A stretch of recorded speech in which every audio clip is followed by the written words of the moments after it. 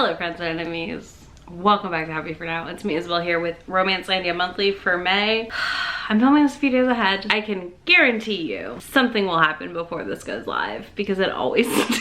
But I don't like filming last minute and then having to like rush edit. So here we are filming ahead. We have some follow-ups from last month and some things I missed last month that I only found out about and finally was able to find sources on. And then we got a whole thing about Instagram and if they're okay over there, because I'm concerned. But first things first, let's talk about an item I missed and / just learned about after I filmed last month. Is K.L. Savage. This is a former author duo. It appears that they have broken up and now only one of them is writing under this pen name. Is in some hot water. It's mostly on Facebook, so of course I missed it because I am personally just not on that app really very much. And they have not paid people for an anthology they put together. So that's great. And then it turns out they also were selling like signed books and things that no one has received. So this is just kind of a buyer beware situation, I'm gonna say. If you watch my channel and you were interested in K.L. Savage or had ordered something, I would put a dispute in because you're probably not getting your product and I don't know if you're gonna get your money back either, but that's a whole shit show. This is the tweet thread that alerted me to it. Like I said, I couldn't find a ton on it. Mostly I found stuff about the non-payment for the anthology, which is just shady. Like that's just super wrong. So for me, this is an author I will never read now. And just, you know, I just wanted to give a quick PSA, buyer beware here. Next, we have a quick update on the Tessa Bailey cover for My Killer Summer Vacation, whatever that book's called. So someone called out that the art is the same as another book that came out last year. Then some digging was done. We found out it is a template / like purchasable stock image, which is normal. This is used a lot in cover art for books, but they also quietly updated the tattoo on his arm. So they did change his tattoo to not be representative of the Maori tribe, which is the New Zealand native peoples, indigenous peoples. So that's good, I guess. This book, I am still stunned it's not set in like Hawaii or somewhere like that because I thought it was.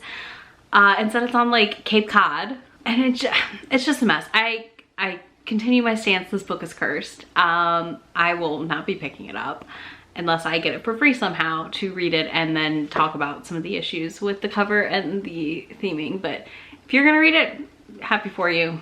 It feels cursed and I think I'm good. We're just gonna talk about Instagram here. Real chill, casual, like, are y'all okay over there? Like, I need to know, are y'all okay over there? Because I feel like the last week-ish, Instagram has been a mess. A mess. So first up, I'm gonna play this clip for you of Romance Rex. I will share her username because if you vibe with this, I guess go for it. But I got questions for this one. So I'm gonna go and play that clip and then I'll come back and talk about it. I'm gonna teach you how ARCs work. A publishing company only has a certain amount of ARCs to give out, okay? So you and your less than 1,000 followers, you don't deserve the ARC, okay? Because if you wanted the ARC, you would have fucking worked harder to get more followers. If I see one more fucking person complaining that they didn't get this ARC, I'm gonna lose my fucking mind. Shut the fuck up. All right, so that mess went up on her stories and I was of course alerted to it by some friends who were like, have you seen this? And I was like, oh no. So they're mad because they didn't get Twisted Lies. And people were upset and that is valid. You are allowed to be upset. But then to go on and tell us that you need to work harder to build your platform to get ARCs it's just a lie. Like, it is the biggest lie I've ever heard in my life. And then to be like, oh, I don't like ARCs, so I don't even care. That's fine. But like, I literally was like, oh, she must have a ton of followers. Like everyone else, I was like, oh, she has a ton of followers or something wild. She had like 3,500 when she posted this. I don't know if she went up or down since then. I don't really care. But I just was like, you have 3,500 followers and you're acting like you are some big hotshot on Instagram, okay? I got news here. Curate your feeds on any and all platforms. If somebody annoys you, unfollow them or mute them. It's okay. You do not have to give people space in your spaces online that you don't want to give space to. So just like, again, mute them. It's not a big deal. I don't understand why people want to act like it's such a big deal to unfollow or mute somebody. It is not. It doesn't freaking matter. We all have people we've muted and didn't unfollow, etc. Who cares? Just do it. It's not gonna hurt anybody's feelings. We're all adults, and if it hurts their feelings when they come to you, you can tell them they annoyed you. Or don't. It doesn't fucking matter. It just doesn't matter. And she basically just went on about how like you don't deserve ARCs if you don't work on your platform and try and grow it and this and that. And I just want y'all to know, like, my Instagram's tiny. So is my TikTok. YouTube's my largest platform. I get tons of ARCs still. I have no issues getting ARCs most of the time. You can get ARCs when you have a small channel. I was getting ARCs when I had a couple hundred subscribers. I got ARCs when I had a tiny blog that nobody read. Like, you can get ARCs.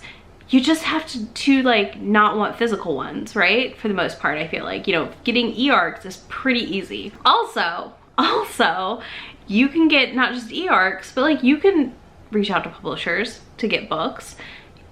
There, like, size does not matter in this situation. You can do these things. There are steps you can take. It's really not that difficult to get ARCs. For the most part, it's free publicity to the author and to the publisher, and they want to get as many in people's hands as they can that will promote them and post them. So again, it doesn't matter like you think it does. I know when you hit certain sizes, obviously you can get on lists and you will get like every freaking book they publish and all that. But even at my scale, again, I don't have a large Instagram. I'm just over 1,000 on there and I barely use it. I'm able to sign up for tons of ARCs and I get sent physical ARCs from different publishers. No problem. Never had an issue. Never had an issue. So I just don't understand this idea that you think people are being entitled when they want ARCs. And you know, we're all allowed to be like, oh my God, I'm really excited for this book and I want an ARC of it. Like, it's valid. Of course you're excited. Everybody wants to read their favorite author's new book early. And if you don't, that's fine too. But like, again, just unfollow people if they're really that big a deal to you. To like, you know, see them complain they didn't get an ARC. Like, I just don't understand. But then she went on. So like that video was just the start of it. Here is her Instagram stories, which I'm gonna read to you. The email about the ARC also stated you weren't supposed to talk about it, so you violated that contract. Or that email. You're lucky I don't tell on you and screenshot all your bitch ass stories to the company. I need to know if you're just young or if you really are this much of an entitled little bitch. Please, I'm seriously asking, what on earth gave you the right to think that you deserve an ARC? Deserve in quotation marks. I saw someone actually write how unfair it is that people with large followings get ARCs. There's nothing more fair than giving an ARC to someone with a larger following than a smaller following. This is the definition of being fair. Also, genius. The author doesn't decide who gets the ARC. It's the publishing company. I really want to know, how dare you think you have the right to complain about this? Whoever complained about not getting an ARC never deserves to get an ARC again. You are entitled and spoiled and a crybaby. Grow up. Grow up. You entitled, spoiled child. You deserve nothing if you're the type of human scum that complains about not getting an ARC when the company only has a set amount to give out. Again, what gives you the right? You have no right. Listen, if you're annoyed by people and you have a group chat, which you should have a group chat, go to the group chat. Complain in the group chat. Vent about it to like, oh my God, I just had 4 stories in a row about this. This is so annoying. Do that. Do that. It's not hard. It's not hard. Like, it's really not hard to go to your damn group chat. Then she doubled down in some interesting ways. She said, so let's talk about toxicity. Cora Riley was bullied for no reason. Excuse me? I think you mean to say Cora Riley fans overreacted and bullied people for valid criticisms, because Cora Riley fucking stepped in it big time. LJ Shin was bullied for no reason. You're telling me an author who bullied other authors out of writing books was bullied for no reason? Dana Isley. There was a reason, but you all definitely bullied her. Are we just like, I feel like we're switching bullying for repercussions, for actions, to mean the same thing, and it doesn't mean the same thing. People accused Sassy Reads of copying Deeply Bookish, and the poor girl hasn't posted in months. I don't know about this detail. Unsure, not heard about it.